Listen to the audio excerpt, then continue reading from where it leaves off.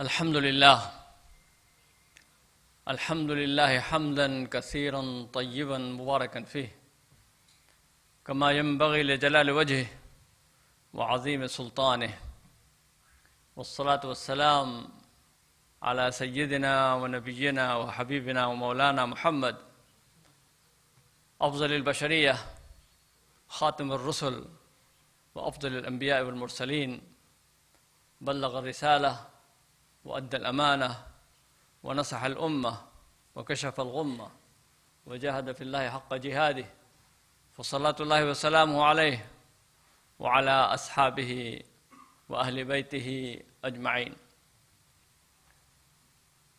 أما بعد فإن أصدق الحديث كتاب الله وإن خير الهدي هدي محمد صلى الله عليه وسلم وإن شر الأمور محدثاتها وكل محدثة بدعة وكل بدعة ضلالة وكل ضلالة في النار.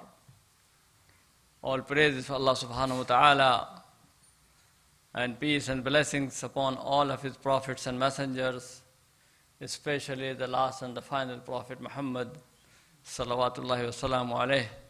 May peace and blessings be upon him, upon his family, upon his followers, and upon all of us. May Allah include us among them. I'm very, very pleased to be here in this institution of learning. May Allah subhanahu wa ta'ala bless this institution. May Allah bless all the people who are associated with it, the students, the teachers, the administrators, the founders, the supporters, the organizers, all of them. Because this is the place of ilm. And our religion started with ilm. As you know that Rasulullah sallallahu alaihi wasallam, he received the first message in the cave of Hira, and the message that came to him was اقرأ باسم ربك الذي خلق خلق الإنسان من علق اقرأ وربك الأكرم الذي علم بالقلم علم الإنسان ما لم يعلم. The very first message starts with learning, with education, with reading, writing, all of this in these 5 verses that came to Rasulullah sallallahu alaihi wasallam. But I want to talk briefly about this اقرأ باسم ربك. Read in the name of your Lord. That is how the message started. Read in the name of your Lord. And you know, we Muslims we are supposed to, or we are told, that we should start everything with the name of Allah. So that's why we say Bismillah. And Rasulullah sallallahu alaihi wasallam said, كُلُّ أَمْرٍ ذِي بَالٍ لَمْ يُبْدَى فِيهِ بِإِسْمِ اللَّهِ فَهُوَ أَخْدَجْ. Every important matter, any important matter, that does not begin with the name of Allah, it loses its value. It is not complete. So you have to start everything with Bismillah. So when you enter your home, you say Bismillah. When you start your meal, you say Bismillah. When you take a ride in your car, you say Bismillah. When you write something, you say Bismillah ar-Rahman ar-Rahim. All of this. Bismillah is part of our life. Basmala. This is the way of our life. And it has 3 important points why we say Bismillah. First of all, when you say Bismillah, you acknowledge that Allah is the one in whose name you are doing this thing. He is the Lord, He is the Creator, He is the one who has given you all this possibility of working and doing things, life, sustenance, everything. So that's why you acknowledge that. Second thing is that when you say Bismillah, you understand that what you are doing is halal, it's not haram. If somebody will start doing something haram, you say Bismillah, A'udhu Billah. Will not do that. So Bismillah means that I am doing something right. So when you are used to say Bismillah, that means you are used to point out that I am doing something is right, acceptable to Allah subhanahu wa ta'ala, because I am starting in His name. And the third thing is, of course, you appreciate the possibility that He gave you, the energy and the possibility to work, and you seek His help. So when you say Bismillah, I Allah, I begin this in your name. I appreciate whatever you have given me, and I need you continuous your help so that I can complete this work and benefit from that. So that's everything. But the Quran says, Iqra bismi rabbik. Read in the name of your Lord. And this reading in the name of your Lord has a lot of significance. This is what we can call it in the philosophical term, we can call it epistemology. The theory of knowledge in Islam. The theory of knowledge is what is knowledge? And what is the significance of knowledge? What is the objective of knowledge? Knowledge, sometimes people take it in a very technical sense. Sometimes say knowledge is that and how. That is, somebody will tell you what is that, and then how is that. That you can learn, for example, what is a bicycle, what is a motor car. But you still have to learn how to drive it. Simply by reading a book about cars or about bicycle, you don't know how to ride it. You don't know how to use it. So this knowledge of that and knowledge of how, both of them are there. But Islam has something different beside knowledge. And that's knowledge is the seeking of the truth. Knowledge is to find out that's called ilmul yaqeen. Or Imam Ghazali used the word, he said, idrakul ashya'i kama hiya. Knowledge is that you try to find out things as they are. So that means trying to find out the haqiqah, the reality. And that means knowledge is connected with truth. And knowledge is connected with the ultimate aim and objective of knowledge. Belief, truth, belief, and then the objective of knowledge. All of these things are important for knowledge. And so when Allah says, Iqra bismi rabbika alladhi khalaq, that means read in the name of your Lord, understand that Allah is the source of knowledge. وَفَوْقَ كُلِّ ذِي عِلْمٍ عَلِيمٍ. Above every person who knows, there is someone who knows everything. Allah subhanahu wa ta'ala is Alim, Khabir. There is no one who knows more than Allah subhanahu wa ta'ala. So He knows everything. So you are acknowledging that. Knowledge comes from Him. That is the source of our knowledge. The second thing is that you are recognizing that I am going to follow His way, whatever He wants me to do from this knowledge. Because knowledge itself is not enough. Knowledge means knowledge has to be applied. Knowledge has to be applied. If you know something is right, then you have to do it. If you know something is wrong, then don't do it.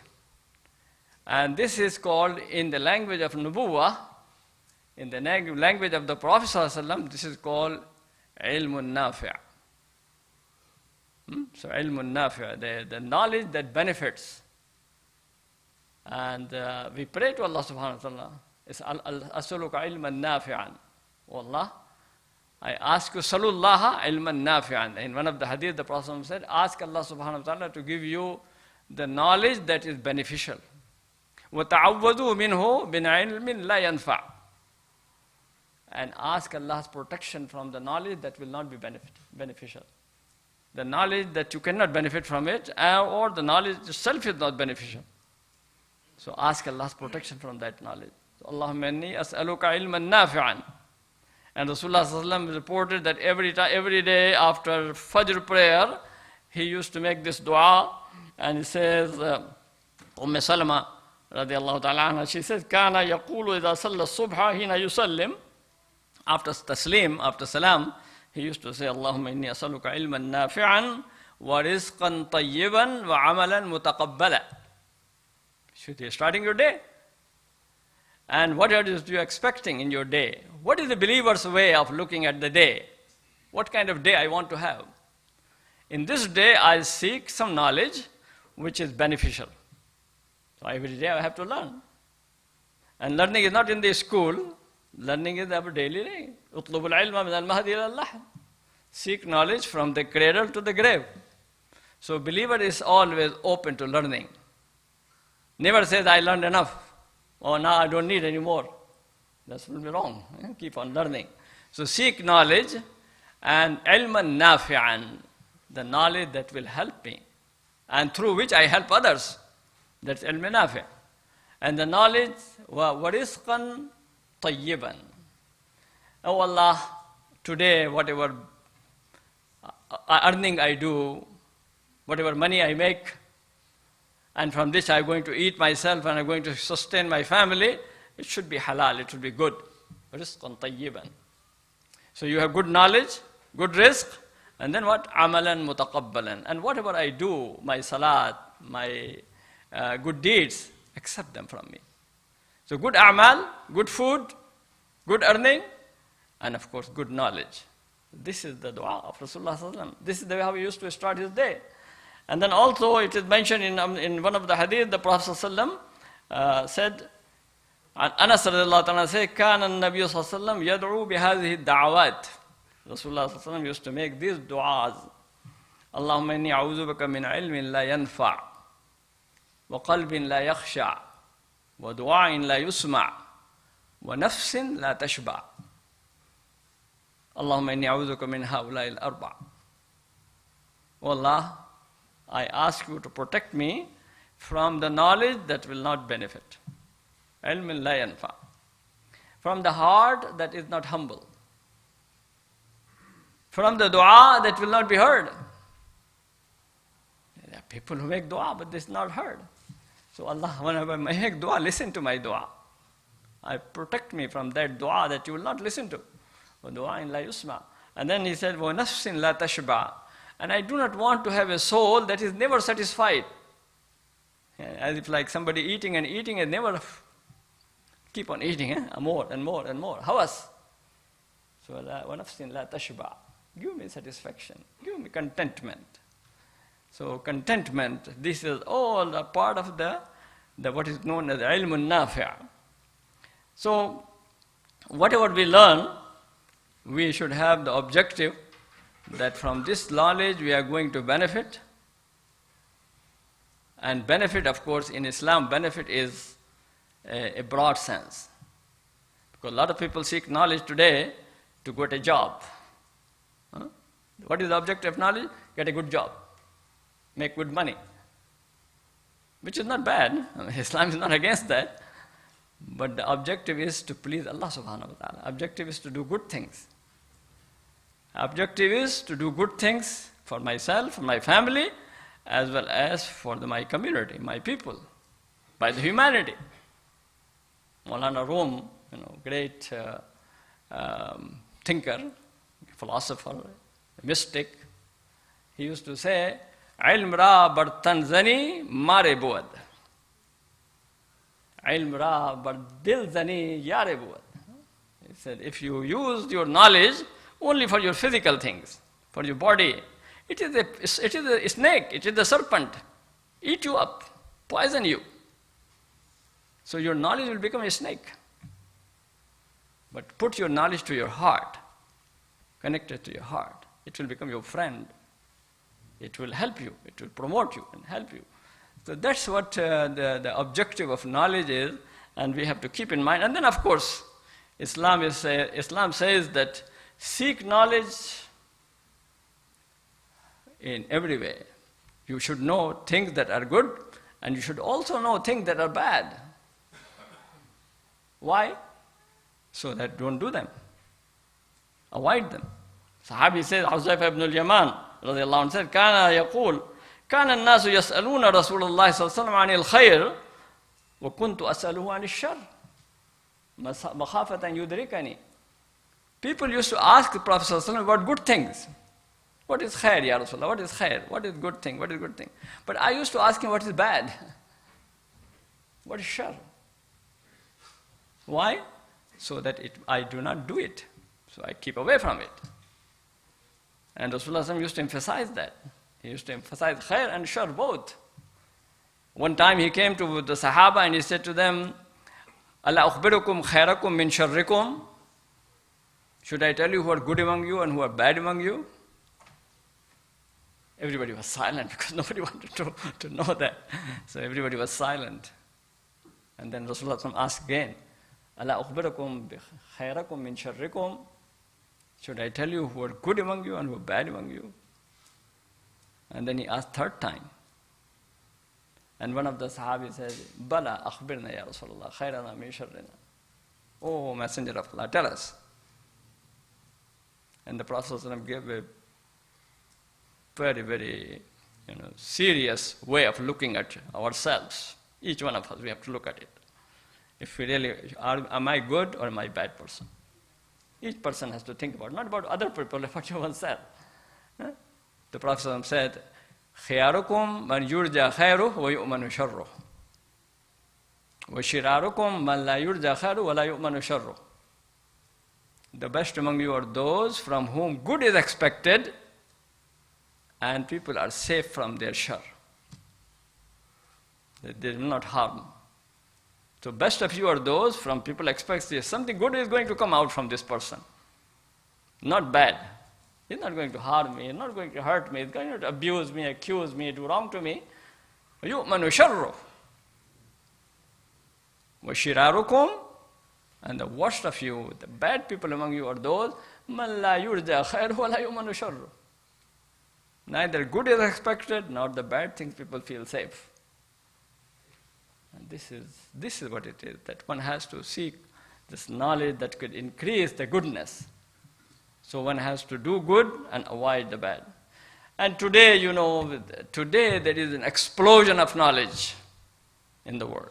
There were never in the history so much knowledge available at the tips of your fingers that you can have. Any library of the world you can just touch. Books are there in front of you. Any article, anything, you have that. So knowledge is available. So much knowledge, but so little wisdom. Somebody said very nicely, he said, all wisdom comes from knowledge. But from knowledge not comes all wisdom. Not every knowledge brings wisdom, but every wisdom brings knowledge. So wisdom is a product of knowledge, but doesn't mean that every knowledge. Why? Because people don't know how to distinguish between good and bad today. People have lost this sense of knowing. So sometimes good things are presented as, why you take it? This is too old, this is too outmoded. This is something that is really not good for you. This is how people present things, good things. And the bad things are beautified. Evil is beautified. This is the way of life. This is the people's expectation, this is the orientation, this is all of these kind of things. Khirat ka naam junu pad gaya, junu ka khirat. And said that people call the stupidity wisdom. And the wisdom is called stupidity today. That's what is happening. So that's why in this time it is very, very important that people go back to the proper epistemology of Islam, understanding of the theory of knowledge and what is the real knowledge and how is knowledge to seek. And so for this reason, these institutions are so important. And paying attention to the institutions is very important. So may Allah subhanahu wa ta'ala bless the institutions of real knowledge, and may Allah subhanahu wa ta'ala increase us in knowledge. رب زدنا علما والحقنا بالصالحين. آمين.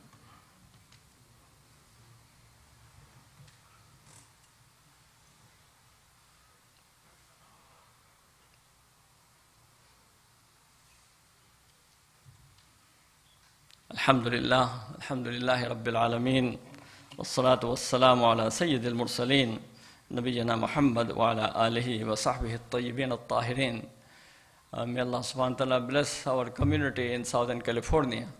MashaAllah, a growing community, one of the very dynamic region in United States where, MashaAllah, large number of people. You have more than 500,000 Muslims in Southern California. And you have, MashaAllah, many masajid, number of masajid growing, and institutions of learning, just like this institution. So you have almost 120 masajid in this area, and you have also various schools and educational centers. A lot of, alhamdulillah, good things are happening. So, and there is an organization that's called Shura Council of Southern California. I'm sure all of you know that, about this organization. This is the organization that is the coordination and cooperation and collaboration, consultation, working together with everyone for the good cause. And we will be having, inshallah, tomorrow an important conference for the Shura Council of Southern California. This is our annual conference. It will be at the Anaheim Convention Center, starting from noon tomorrow until the evening. So if it is possible, please come and join in that, inshallah. The theme of the conference is Quran and Modern Challenges. And we have some good speakers coming from overseas speaking on that, inshallah. So I pray to Allah subhanahu wa ta'ala to keep our communities together, keep us on the right path and help us and bless us. ربنا آتنا في الدنيا حسنة وفي الآخرة حسنة وقنا عذاب النار. إن الله وملائكته يصلون على النبي يا أيها الذين آمنوا صلوا عليه وسلموا تسليما. اللهم صل وسلم على عبدك ورسولك محمد وعلى آله وصحبه وعلى من تبعهم بإحسان إلى يوم الدين، خصوصا على الخلفاء الأربعة أبي بكر وعمر وعثمان وعلي، وعلى السيدين الشهيدين أبي محمد الحسن وأبي عبد الله الحسين، وعلى أمهما فاطمة الزهراء، وعلى عمه المعزمان المكرمين عند الله والناس الحمزة والعباس، وعلى سائر الصحابة والتابعين ومن تبعهم بإحسان إلى يوم الدين، وعنا معهم بفضلك وكرمك يا أكرم الأكرمين ويا أرحم الراحمين. اللهم أعز الإسلام والمسلمين، اللهم أعز الإسلام والمسلمين، اللهم انصر من نصر دين محمد صلى الله عليه وسلم واجعلنا منهم، واخذل من خذل دين محمد صلى الله عليه وسلم ولا تجعلنا منهم. اللهم أصلح لنا ديننا الذي هو عصمة أمرنا، وأصلح لنا دنيانا التي فيها معاشنا، وأصلح لنا آخرتنا التي إليها معادنا. اللهم اجعل الحياة زيادة لنا من كل خير والموت راحة لنا من كل شر. رب اغفر وارحم وأنت خير الراحمين. عباد الله رحمكم الله، إن الصلاة تنهى عن الفحشاء والمنكر ولذكر الله أكبر، فأقيموا الصلاة.